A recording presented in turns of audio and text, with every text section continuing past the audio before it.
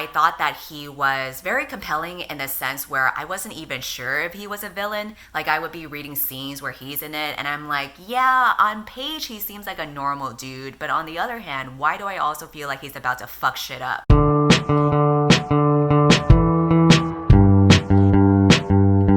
It's been a while since I filmed a wrap-up, and that is because in the month of March I only finished 2 books, which is not enough to warrant an entire video to talk about them, so I figured that I would combine all of the books I read in March with all of the other books I read in April, because hopefully quantity makes up for quality, ? I don't know, I mean that's how Booktube operates. The books and the timestamps will be listed in the description below if you want to jump around to a specific book, but let's start with the first one that I read in March, which is A Court of Thorns and Roses by Sarah J. Maas. Yes, I finally did it. I finally shoved some Sarah J. Maas up my Sarah J. ass. And you know what?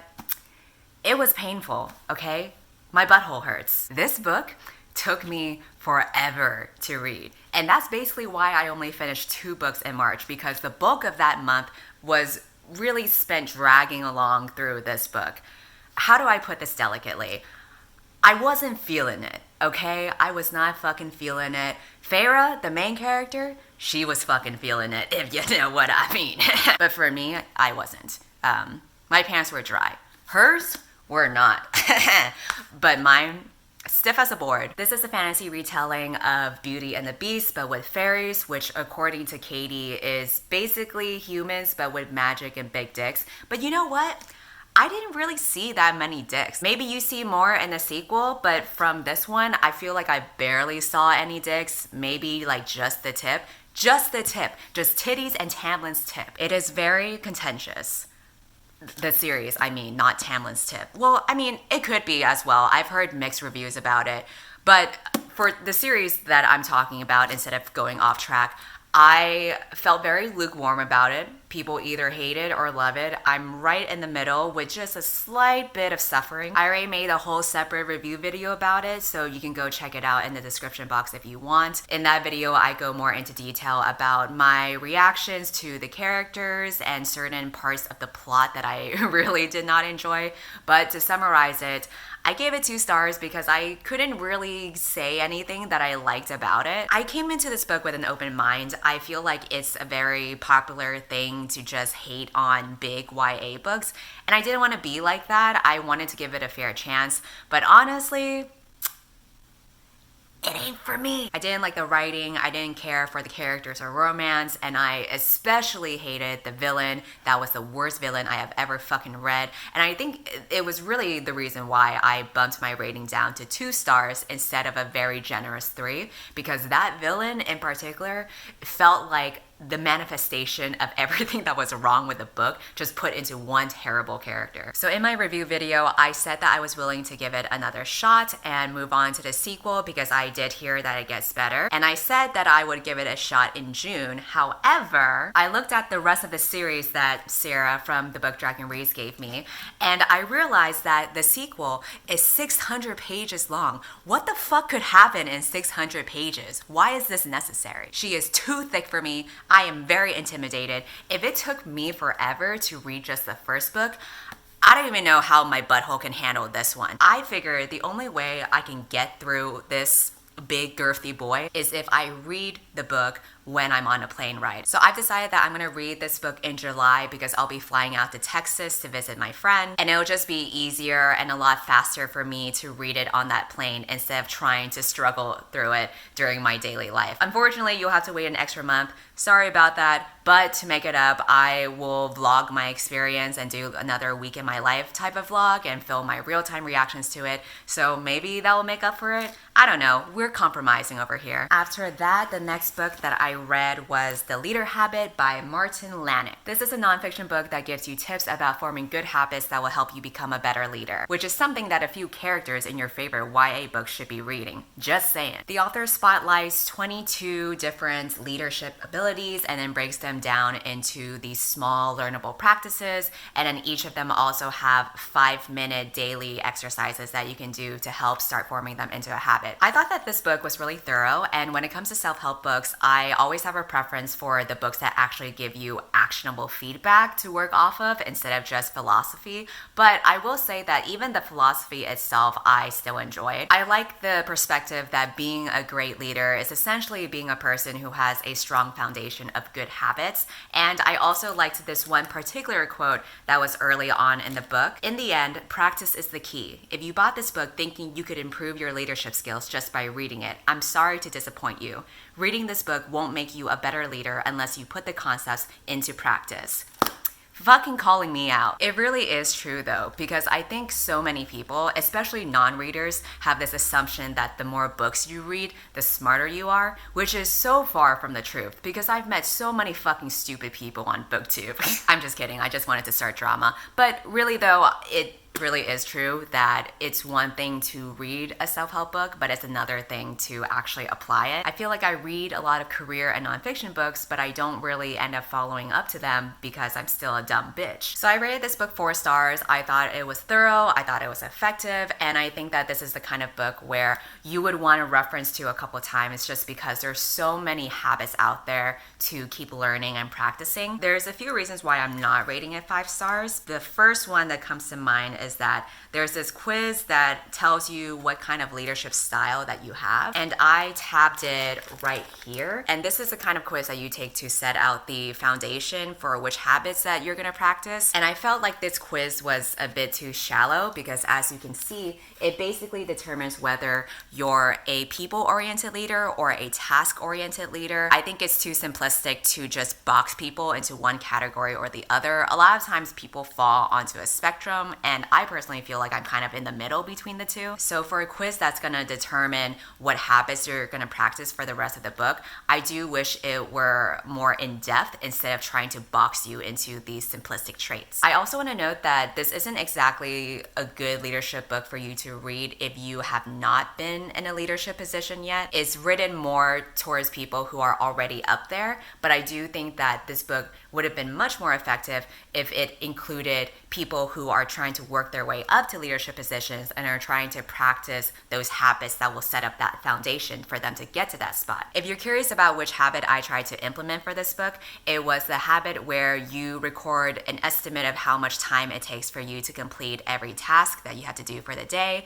and I failed to keep up with this habit. Time management is still something that I need to work on, and I have been so terrible at it. But this book serves as a good reminder that in order for me to improve myself, I need to stop being a dumb bitch and actually implement good habits in my life. So I'm still working on it, but we'll see. After that, the next book that I read is The Midnight Sea by Kat Ross. This is a YA fantasy about a girl who joins the king's army, and the army controls these creatures called devas who are used to protect the empire from monsters. It's kind of like an eye for an eye situation because the devas are technically considered to be monsters as well. The only difference is that they've been enslaved to kill other monsters. I wonder what kind of commentary we'll make about humanity just from hearing this plot alone. I really can't tell based on that summary. I read this book because my friend Tracy sent this to me. She really liked reading this book and she wanted to hear my thoughts about it. I started this in March. I didn't finish it in April because I read it at a very, very slow pace because I was not into it. I ended up giving this book 3 stars because there were still a few things I appreciated about the book. The main thing that stood out to me was the maturity of this book compared to other YA that I've read. I'm not sure if this has to do with when it was published because I think it was published in the early 2000s, but I think the way that it depicted trauma and violence, where, for example, some characters get amputated, set a more serious tone for the rest of the story, which I tend to like in YA. That constitutes like a whole nother discussion about what is considered to be YA, but that's what I prefer. I also really like the slow burn of the relationship between the main character and her deva. I think when you have a story where 2 characters are bonded in some way, whether it's like symbolically or physically or whatever, it's really easy to use that bonding part as a way to justify them being instantly in love with one another. And I'm glad that this book did not do that because this relationship took a long ass time before they even trusted each other. I think they barely even talked to each other in the first few years that they were bonded because they had their guards up the whole time, and I thought that was very realistic. Clearly they looked at each other and they were like, I don't trust this bitch. Give it a few moments, give it a few years, eventually they're gonna look at each other and be like, damn, you know what?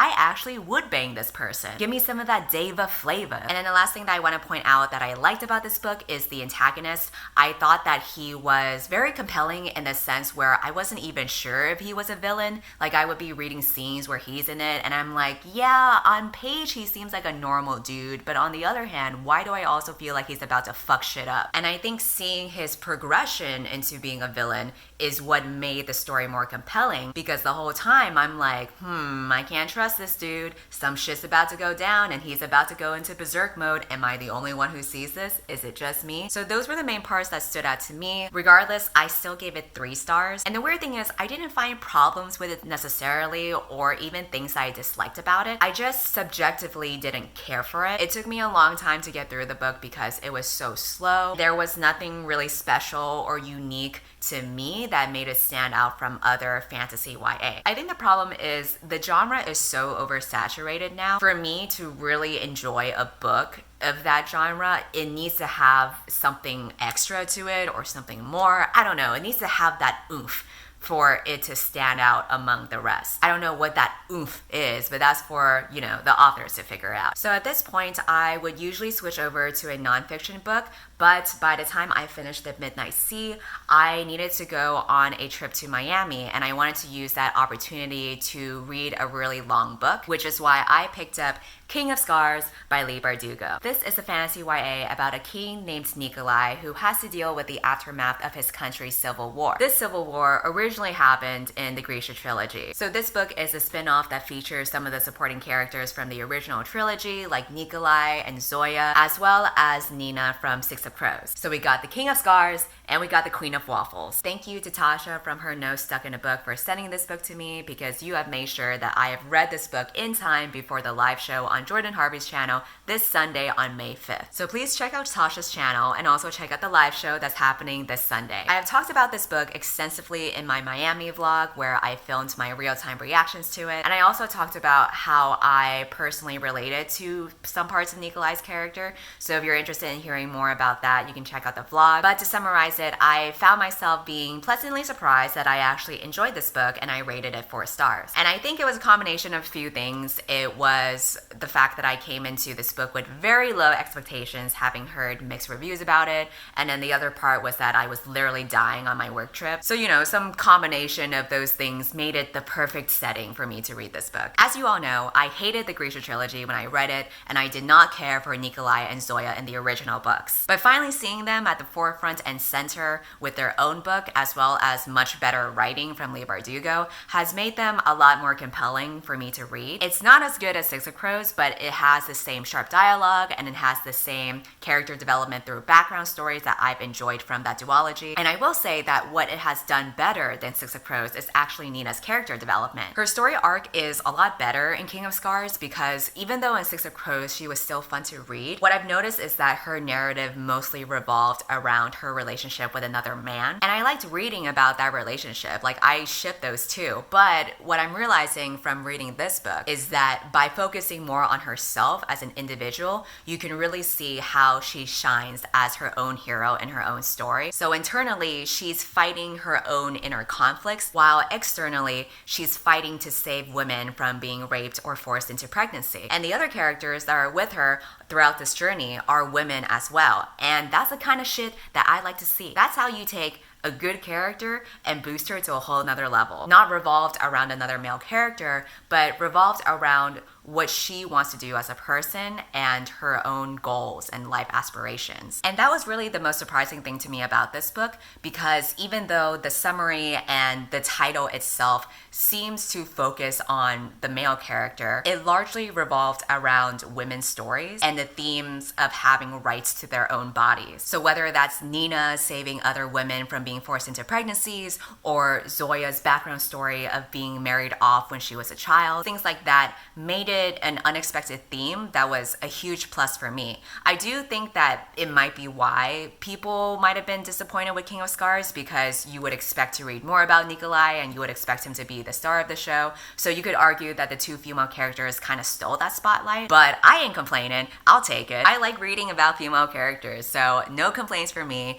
But if I were to be very objective about it, I do think that out of the 3 perspectives that were shown, Nikolai's story arc was definitely the weakest, just because his character development is a bit more contrived and predictable. The demon that he's facing is both the physical and symbolic representation of his own inner demons, so it's a bit too on the nose. And his story is very much disjointed from Nina's, so it kind of feels like you're reading 2 separate stories that have been mashed together into one book. Those would be the main narrative critiques that I have, but overall, I still enjoyed the book, and I'm going to enjoy talking about it with Kat and Jordan on the live show. So yeah, I guess the lesson is to keep your expectations low for books and in life. And then after that, I read Daisy Jones and the Motherfucking Six by Taylor Jenkins Reid. Now, again, usually I would have switched over to nonfiction by now, but this book became available at my library and I was on a very long waiting list, so I had to finish this before I needed to return it back to the library. This is an adult historical novel that takes place in the late 60s about a rock and roll band, and it is written in a documentary kind of style about how they came together and how they ended up disbanding. Oh shit. This is normally not the kind of novel that I would read, but the author has written one of my favorite books, which is The 7 Husbands of Evelyn Hugo, and ever since this book came out, Booktube has pretty much been raving about it, so I decided to give it a shot. That being said, I did not enjoy it. I rated this book 3 stars, not because I had high expectations. I actually had pretty low expectations coming in. So this is more of a very subjective personal rating. When I started with this book, I wanted to make sure that I was not comparing it to Evelyn Hugo because I wanted to see it as its own separate story. But I actually do want to bring up the parallels that this book has to Evelyn Hugo. I think the author took parts of what made the Evelyn Hugo book so great and iconic and switched it up for Daisy Jones. So you've got a unique storytelling format. For Evelyn Hugo, it was a biography. For Daisy Jones, it was a documentary. You've got a leading woman who's iconic for different reasons. Evelyn Hugo is definitely different from Daisy Jones. You've got a famous setting where Evelyn Hugo took place in Hollywood and Daisy Jones takes place in the rock and roll music scene. You have a very tumultuous yet realistic romantic relationship, and you package all of that in a life story so it feels even more real. So it's basically the same formula, but the author has changed up a few variables so that they're still very different stories. It's kind of like if you read a story about a Slytherin, but now you're reading it with the character swapped to be a Gryffindor instead. Now that's totally 2 different stories, but it has like the same formula for why the narrative worked in the first place. Both books are compelling to people because the author has a really good ability to write very realistic human relationships, and she's able to take you through a whole life journey where it really feels like you lived that life with them. So this book really does have all the elements that I had liked about Evelyn Hugo. I've seen so many people on Booktube raving about it or even crying over the book, and I was thinking about why I didn't feel connected to this book as much as everyone else is. And I realized that it's because for the themes of this book, it largely revolves around addiction and tumultuous roller coaster relationships.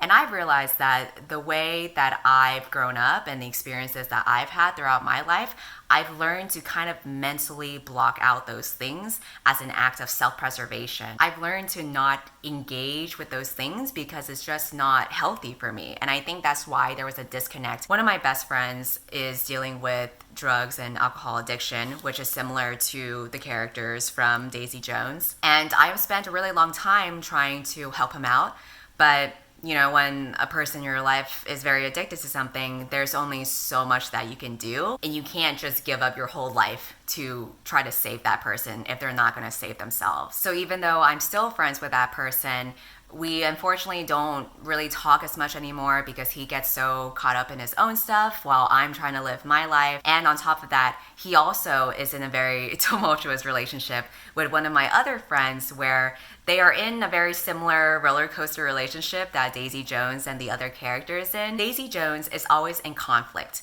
with another character in this book. So they'll be fighting constantly, and it makes it really awkward for the rest of the band. And frankly, very annoying for the rest of the band too, because they gotta deal with their bullshit. And that's pretty much been my experiences with those 2 friends that I have who are really caught up in this roller coaster toxic relationship. There's just so much emotional labor that is required from someone who is dealing with addiction or someone dealing with a toxic relationship that they can't let go of. And while I understand how prevalent addiction can be and how hard it can be to walk away from a relationship, for me, I've learned that there's only so much that I can do to try to help other people. And I need to also look out after myself too. And I think that's why I've put up these mental barriers where I just don't condone that kind of behavior anymore. And I have to disconnect myself from that kind of behavior because it's not healthy. You know, I don't want to be dragged down by it. And I myself have been in a tumultuous relationship before. The way that the other characters describe the relationship between Daisy and the other character, they talk about how tumultuous it is, but then they also talk about how, man, when those two are together, you can't deny their chemistry. You can't tell that there's an instant connection, blah, blah, blah. And honestly, after having stepped away from my own relationship where it felt like that, I just don't think it's worth it. If the two of you are not emotionally intelligent enough or communicative enough to get along and you make it awkward for everyone in the same room, if you're bringing out the worst in each other or you're promoting the other person's toxic behaviors, it's not worth having that kind of relationship, no matter how much chemistry or whatever there is. Some people like to read about it, but for me, I think I've just gotten to the point where I can't really condone it. I accept the realism of it because there's many relationships like that and so many people deal with that kind of stuff. But for me, as an act of self-preservation, I just cannot connect to it because I want to move past it. And I think that's why I'm not able to connect to Daisy Jones and the Six, because I built up these walls and I moved on past it and I don't want to look back. That being said, I really did like the way that the book ended because there is a symbolic gesture that Daisy does towards the end that I thought was a really great way of showing the character development. And it was a nice way to kind of tie everything together. So even though I can appreciate the book from an objective standpoint, there is just a lot of personal experiences from my own life and personal baggage that is kind of in the way for me to truly connect with the book. And I'm aware of that and I'm just being transparent about that. That's just me. That being said, I do want to plug in a playlist that I actually made for Daisy Jones because when I was reading the book, I actually thought of a few songs that got stuck in my head. They aren't exactly 70s rock and roll music. It's more modern contemporary music, but it still reminded me of the band, like maybe if they were set today. So I've actually put it together in a Spotify playlist.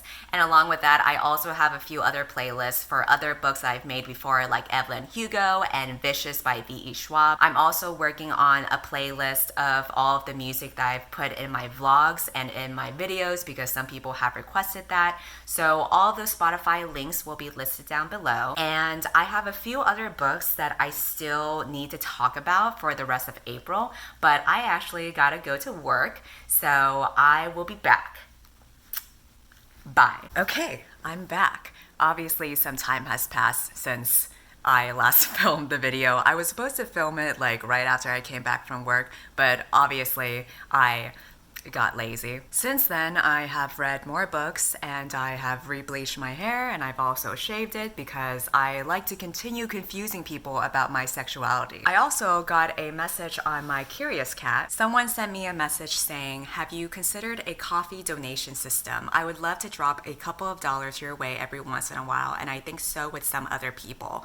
First of all, I don't know why the hell anyone would feel compelled to send me money, but I'm not going to say no to that. So I am putting the link to my Ko-fi page here, and also it will be in my description box. I've never set up a Ko-fi page before. From what I've gathered from looking at the page, it seems to be a service where you can send people money at no service fee at all, and it's just like a couple of dollars so that they can buy coffee.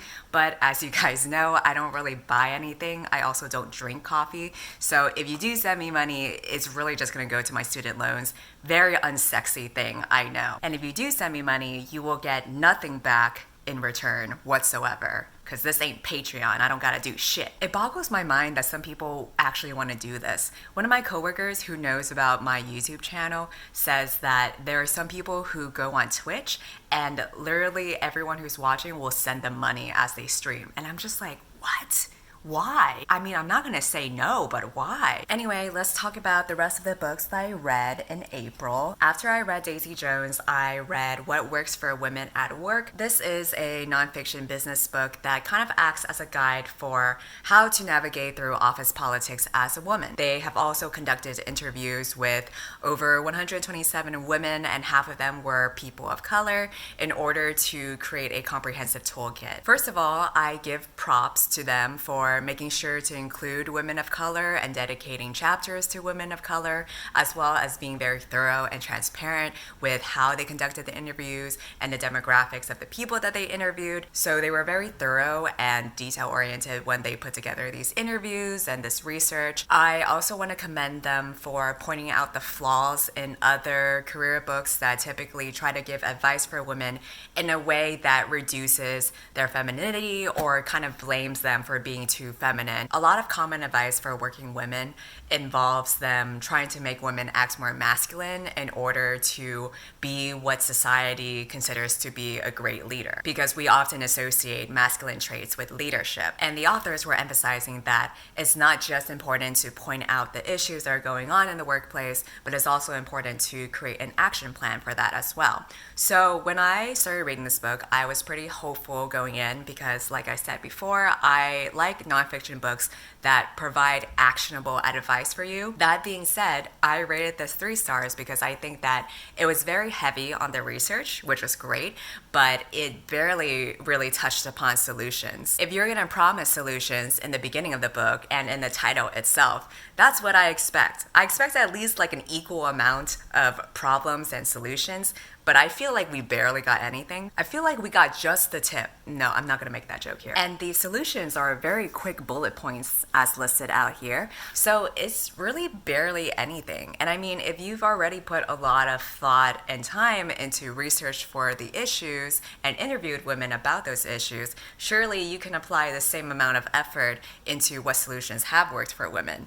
I don't know, maybe that's just me. They were also saying that the reason why they decided to have a mother-daughter collaboration between the 2 authors was so that they could alleviate the generational gap of how women view feminism and how older versus younger women have navigated the workplace and different solutions for what has worked for them. But I don't think the younger author, or the daughter in this instance, has really represented my generation that well. This entire book reads to me as much more dated and seems to only restrict itself to more conservative workplaces. So it hasn't really been updated to more modern day offices. I work in the advertising industry and I'm part of the creative team. So obviously our attire is much more casual. I don't have to worry about looking too feminine or too masculine. I don't think anybody really gives a shit about that anymore. And my company in particular is very family oriented, so we have a maternity leave policy. And I think that's a reflection of how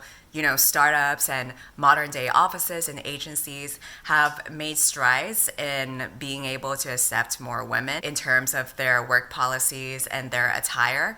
But I think that also means that instances of sexism is a lot more subtle and a lot more complex because it has been transformed into this modern day environment where now it's not as easy to detect as just sexual harassment or just the way that you dress. So I do wish that the book could have reflected this time and day since, the author had invited her daughter to write for it, but I really didn't see any of that reflected. And so that's why I gave it 3 stars, because I do think the research was very thorough and the attempts to include people of color were great, but it didn't follow up to what the title proclaimed it to be. After that, I read a poetry book called Teaching My Mother How to Give Birth by Warsan Shire. This is a super short poetry book. I basically read it in like one night. I don't usually read poetry, but many years ago, I used to follow Warsan Shire on Tumblr because I really liked her style of writing. And I'm pleased to say that her writing still holds up in this book. I think that when you're a writer or a poet, it's very easy to lean too far into metaphors or flowery language and kind of use that as a crutch to make it seem like you're a beautiful descriptive writer.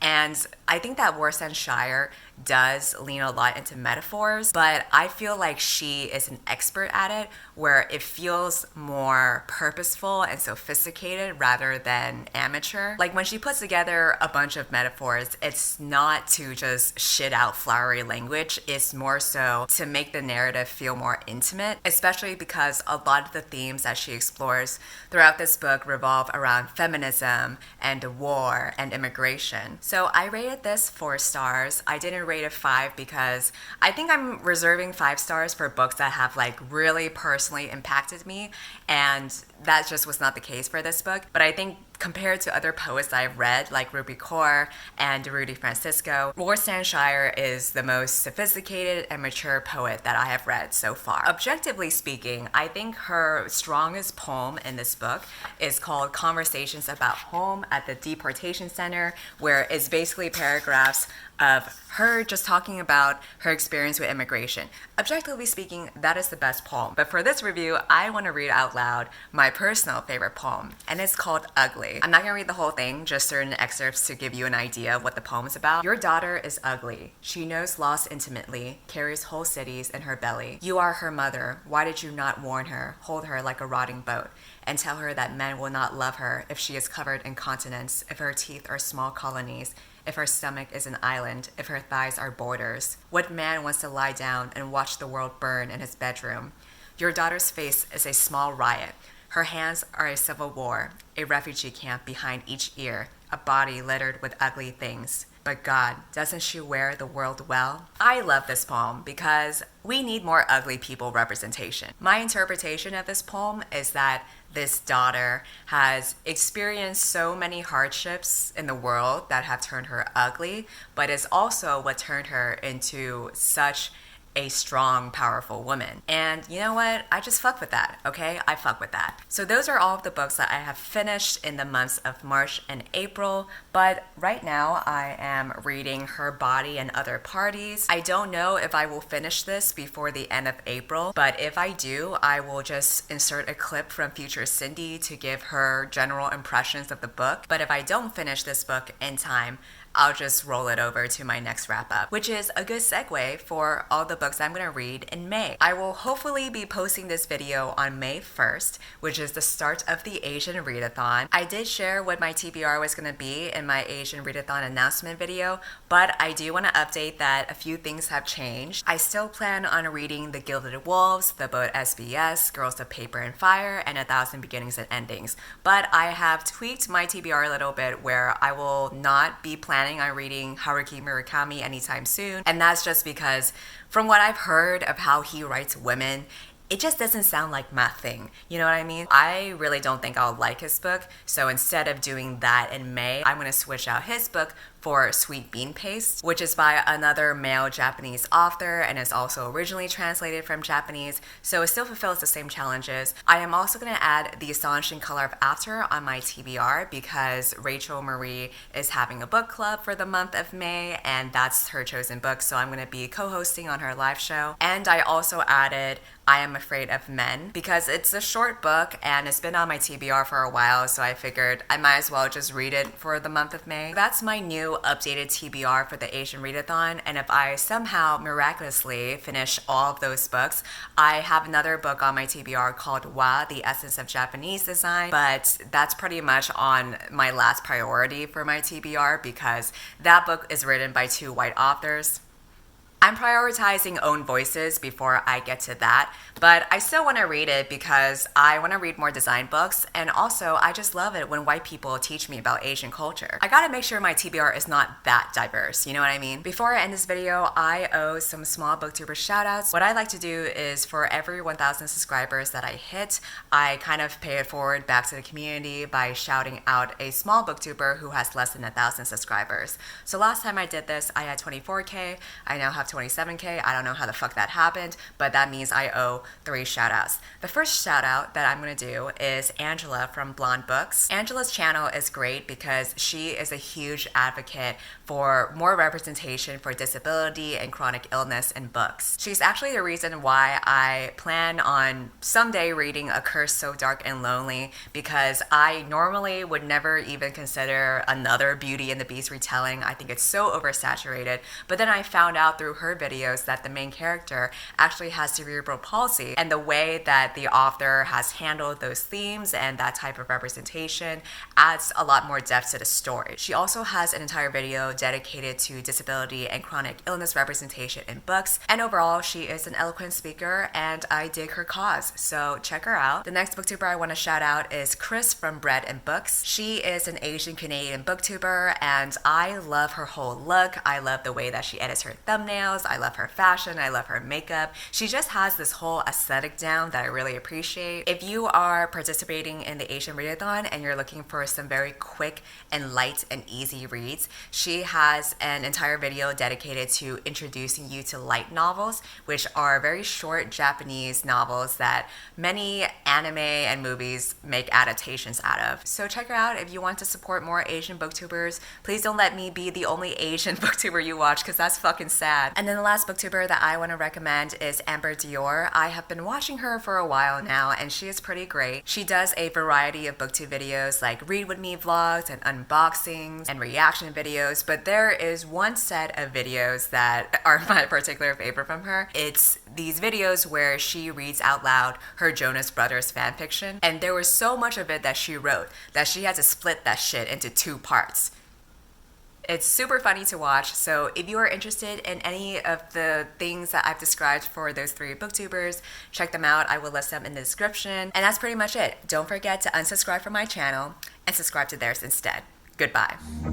Tell me, babe, is this a bad trip? Or am I just tweaking? I'm tweaking now.